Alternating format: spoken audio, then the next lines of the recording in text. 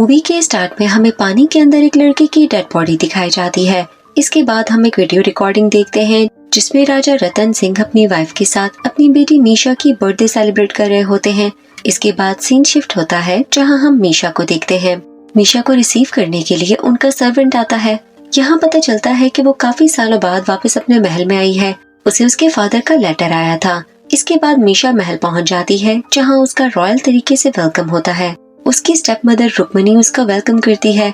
मीशा रुक्मणी से अपने फादर के बारे में पूछती है। मीशा अपने फादर को दादा बुलाया करती थी। यहाँ रुक्मणी उसे बताती है कि उसके फादर काम के सिलसिले में बाहर गए हैं, कुछ दिनों में आ जाएंगे। मीशा बहुत हैरान होती है क्योंकि उसके फादर ने उसे बुलाया था तो वो खुद कैसे कहीं जा सकते हैं। असल में मीशा अपने फादर से नाराज थी क्योंकि जब वो छोटी थी तब उसके फादर ने छुपकर रुक्मणी से दूसरी शादी कर ली थी, जिसकी वजह से उसकी माँ उसे लेकर उसके फादर से नाराज होकर जा रही थी। लेकिन रास्ते में उनका एक्सीडेंट हो गया और उनकी मौत हो गई और मीशा पैरालाइज्ड हो गई और अब वो व्हीलचेयर पर है। अब 15 साल बाद वो अपने फादर का लेटर मिलने के बाद यहाँ उनसे मिलने आई थी। इसके बाद मीशा अपने घर में रूम में अपने बचपन की ड्राइंग देख रही होती है। इसके बाद रुक्मणी उसे उसके बचपन की वीडियो रिकॉर्डिंग दिखाती है जिसमें वो लोग बहुत खुश नजर आ रहे होते हैं। रुक्मणी उसे बताती है कि उसके दादा उसको बहुत याद करते थे। इसके बाद रात में जब वो अपने रूम में थी तब कोई उसका गेट बजाता है। पहले तो वो इग्नोर करती है लेकिन बार बार गेट बज रहा होता है तो वो देखने जाती है, मगर वहाँ कोई नहीं था तो वो वापस आ जाती है। मगर फिर से गेट बजना शुरू हो जाता है तो वो थोड़ा घबरा जाती है। वो गेट खोलती है तो जमीन पर कपड़े से एक डायरेक्शन की तरफ इशारा होता है। वो उसे फॉलो करती है तो आगे जाने पर उसे वहाँ एक आदमी का साया नजर आता है जिसने बिल्कुल उसके दादा जैसे कपड़े पहने हुए थे। वो समझती है कि वो उसके दादा ही है तो वो उन्हें बुलाने लगती है। वो आदमी आगे बढ़ने लगता है। मीशा भी उसका पीछा करने लगती है और वो सीढ़ियों तक पहुँच जाती है। वहाँ उसे एक डमी भी नजर आती है और वो आदमी दूसरी तरफ चला जाता है। मीशा उसे देखने लगती है तभी डमी पर लगा हुआ बैलून फट जाता है और उसकी आवाज से डरकर वो सीढ़ियों से नीचे गिर जाती है। इसके बाद सीन शिफ्ट होता है और जब मीशा को होश आता है तो वो रूम में थी और वहाँ घर वाले और डॉक्टर शेखावत मौजूद थे। मीशा उन्हें बता रही थी कि उसने दादा को देखा है, मगर कोई भी उसकी बात का यकीन नहीं करता। मीशा भी काफी परेशान होती है। अगली सुबह वो सर्वेंट से अपने फादर के बारे में पूछती है। वो कहते हैं कि उसे कुछ नहीं पता मगर कपिल को जरूर पता होगा, वही उनका सारा काम संभालता था। इसके बाद हम कपिल को देखते हैं। कपिल वहाँ रह रहा होता है और वो रतन सिंह का काफी खास आदमी है। इसके बाद रुक्मणी मीशा को शूटिंग दिखाने ले जाती है। वहाँ उसकी मुलाकात उसके दूर के कजन राना से होती है। राना का एटीट्यूड उसे बिल्कुल पसंद नहीं आता। वो सिर्फ अपनी ही तारीफ किए जा रहा था। मीशा कहती है कि आज दाता नहीं है वरना वो उन्हें हरा नहीं पाता तो आज वो कपिल से मुकाबला करे। राना मान जाता है। अब यहाँ कपिल काफी अच्छे से निशाना लगा रहा होता है। राना उससे हारने लगता है जो उसे बिल्कुल मंजूर नहीं था। तो यहाँ वो अपने आदमी से कपिल की गन में पत्थर डलवा देता है और फिर जब कपिल गन चलाता है तो वो बैकफायर कर जाती है जिससे कपिल को चोट लग जाती है। यहाँ हम पुलिस ऑफिसर अशोक को भी देखते हैं। इसके बाद मीशा कपिल से मिलने जाती है और कपिल उसे बताता है कि राना ने उसकी गन में पत्थर डाल दिया था जिसकी वजह से ऐसा हुआ। मीशा को गुस्सा आता है। इसके बाद मीशा उससे दादा के बारे में पूछती है तो वो कहता है कि उसे कुछ भी नहीं पता। फिर हम देखते हैं कि रात में मीशा जब रूम में थी तो उसे बाहर से पियानो की आवाज आती है। मीशा काफी हैरान होती है क्योंकि पियानो उसके दादा बजाते थे और अब भी उसे सेम वही ट्यून सुनाई दे रही थी जो उसके दादा बजाते थे। मीशा पियानो तक पहुंच जाती है तो देखती है कि पियानो अब बंद हो चुका है। इसके बाद उसे प्रोजेक्टर पर अपने दादा के पियानो की बजाती हुई वीडियो नजर आती है। उसके दादा उसे वीडियो में बुला रहे होते हैं। मीशा इमोशनल हो जाती है और वो अपना हाथ आगे करती है और यहाँ सच में प्रोजेक्टर का पर्दा फटता है और एक हाथ मीशा के हाथ को पकड़ लेता है। मीशा डरकर चीखने लगती है और उसकी आवाज सुनकर सब लोग उठ जाते हैं और ऑफिसर अशोक को भी बुलाया जाता है लेकिन उन्हें वहाँ कोई नहीं मिलता और प्रोजेक्टर का पर्दा भी बिल्कुल ठीक था। इस बार भी मीशा की बात पर कोई यकीन नहीं करता। मीशा अब काफी परेशान हो जाती है। अब अगले दिन रुक्मणी मीशा को अच्छा फील करवाने के लिए टेम्पल लेकर जाती है। वहाँ एक औरत मिलती है जो मीशा के सर पर हाथ रखकर कहती है कि उसके दादा उसका इंतजार कर रहे हैं। मीशा हैरान हो जाती है। वो वापस आकर कपिल को उस औरत को ढूंढ कर लाने का कहती है तो कपिल सबसे छुपाकर उस औरत को महल में ले आता है। अब वो औरत वहाँ रिचुअल करने लगती है और उसके अंदर रतन सिंह की स्पिरिट आ जाती है। वो मीशा से बात करने की कोशिश करती है मगर तभी वहाँ रुक्मणी आ जाती है और वो गुस्सा करती है तो मीशा रुक्मणी पर ही गुस्सा करने लगती है। अब वो औरत जाते हुए मीशा से कहती है कि आज रात 12 बजे उसके दादा उससे मिलने आएंगे। अब 12 बजे मीशा अपने दादा का वेट कर रही होती है तभी उसे बाहर से गाड़ी की आवाज आती है। मीशा बाहर आती है तो वहाँ बहुत सारी गाड़ियाँ थीं और सारी गाड़ियाँ एक साथ मिलकर साउंड क्रिएट करती हैं। मीशा डर जाती है। तभी गाड़ी की लाइट ऑन होती है और बाकी गाड़ियाँ ऑफ हो जाती हैं। मीशा उस गाड़ी के पास जाती है और यहाँ उसे गाड़ी के अंदर उसके दादा की डेड बॉडी नजर आती है। वो डर जाती है और मदद के लिए सबको बुलाने लगती है। सब लोग वहाँ आते हैं और जब वो गाड़ी को चेक करते हैं तो वहाँ कोई लाश नहीं थी।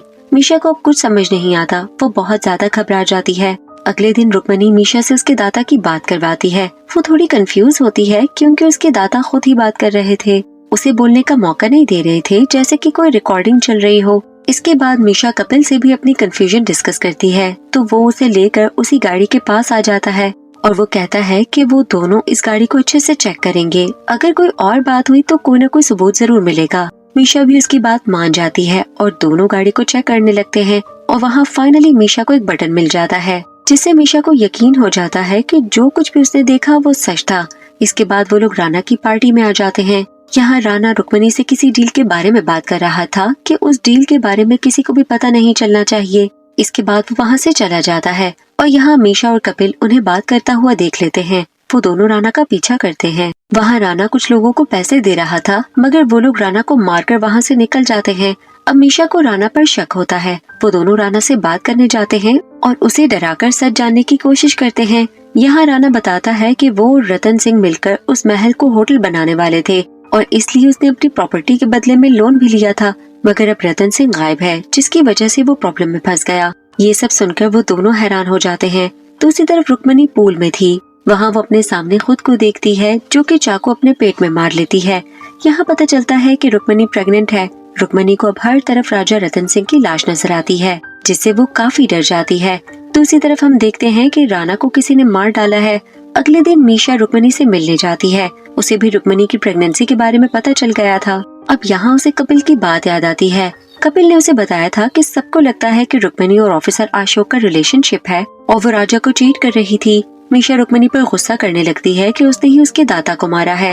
अब यहाँ रुक्मणी मीशा से कहती है कि वो जल्द से जल्द यहाँ से चली जाए, यहाँ रहना उसके लिए ठीक नहीं है। अभी वो बात कर ही रही होती हैं, तभी कपिल आकर राना की मौत के बारे में बताता है तो रुक्मणी उसके साथ वहाँ से चली जाती है। अब मीशा बहुत परेशान थी। तभी उसे दादा के डॉग के बारे में याद आता है कि वो उनके बहुत करीब था। अब वो उस बटन को डॉग को स्मेल करवाती है और स्मेल करने के बाद पहले डॉग उस गाड़ी के पास जाता है, फिर वो महल में बने तालाब के पास उसे ले आता है और मीशा अपने सर्वेंट से पानी के अंदर जाकर ढूंढने का कहती है। तब सर्वेंट पानी के अंदर जाता है और काफी ढूंढने के बाद उसे लाश मिल जाती है।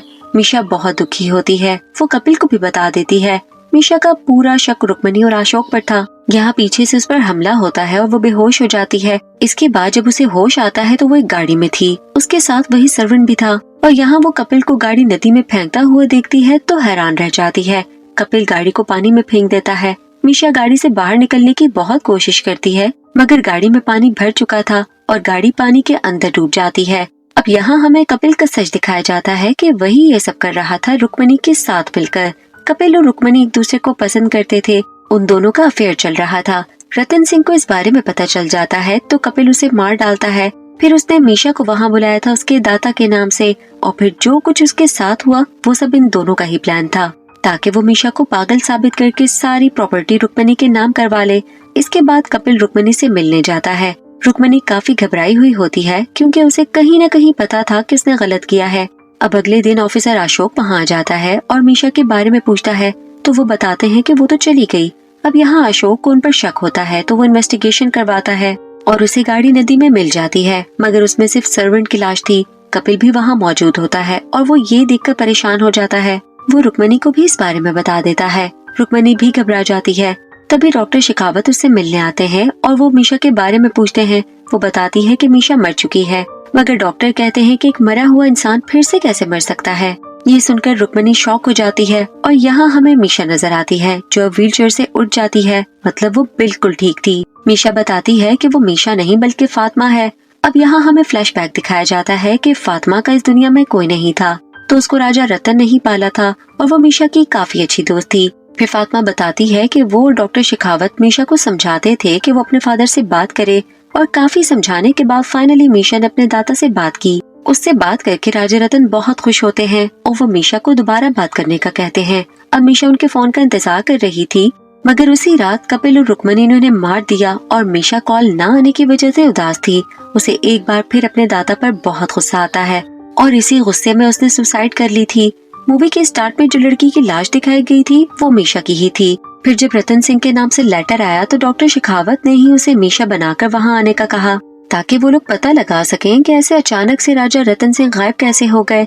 अब ये सब जानकर रुक्मणी को अपने किए पर बहुत गिल्ट होता है। तभी अचानक से डॉक्टर पर हमला होता है और ये हमला कपिल ने किया था, जो उनकी सारी बातें सुन चुका था।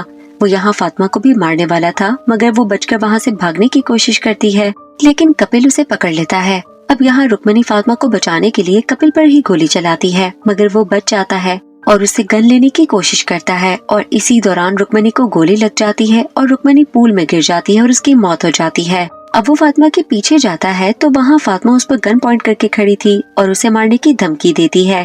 कपिल उसे बताता है कि जब वो 20 साल का था तब उसने गलती से राजा का कोट पहन लिया था, तो राजा ने उस पर बहुत गुस्सा किया था। तब उसने फैसला किया था कि वो सब कुछ हासिल करेगा, राजा से अपनी बेइज्जती का बदला लेगा।